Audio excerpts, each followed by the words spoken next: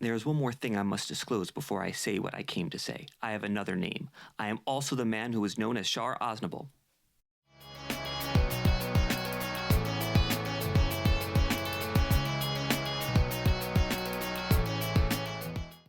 Hey everyone, thanks so much for joining me for this week's episode of Chronicles in Collecting, where I'm going to open up the Metal Robot Spirits Ka signature Zeta Gundam. Zeta Gundam is the titular mobile suit of the anime, you guessed it, Mobile Suit Zeta Gundam, which ran for 50 episodes from 1985 to 1986 and was later compiled into 3 movies. This figure came out in June of 2021 and retailed for 16,500 yen, or about $145 US. I had a lot of problems with this one, and I think you're really going to enjoy watching me struggle. So I'm not going to do a whole recap or summary of Zeta Gundam. If you're interested in that, I have that under my Gundam Mark II video, which I could link to.